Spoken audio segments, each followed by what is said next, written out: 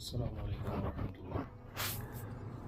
আমরা দিন মানতে চাই, বুঝতে চাই, এটা খুবই একটা ভালো বিষয়। তবে এখানে একটা সতর্কতা থাকা দরকার, যেটা আমার জীবনে অনেক বড় উপকার করেছে। আমার মনে হয় অনেকের জীবনে এটা কাজে দিবে।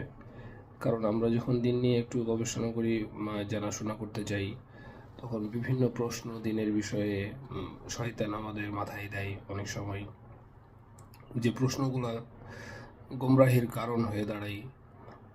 মানে নিজের বিবেকের সাথে মনে হয় যে এই হাদিসটা কেন এরকম, মানে এই আয়াতটা কেন এরকম, মানে বুঝে আসে না।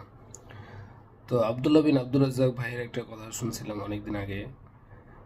তিনি এভাবে বলছিলেন যে মানুষের আকলের নাম দিন নাই, মানুষের যে বুঝ, এইটার নাম দিন নাই।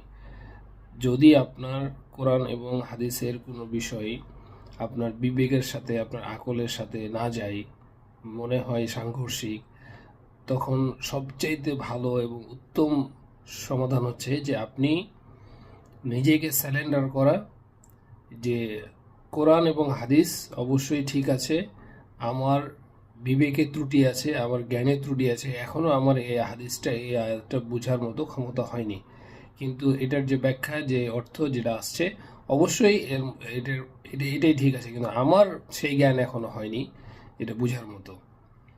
সুবহানাল্লাহ। আপনি যখন এইভাবে সিলিন্ডার করবেন, তখন দেখবেন যে আপনার অনেক যেসব অসহসা আসে মনে, দিনের ব্যাপারে, দিনের অনেক প্রশ্ন আপনার মনে উদয় হয়, জন্ম হয়, সেখানে আপনি নিরাপদ থাকতে পারবেন।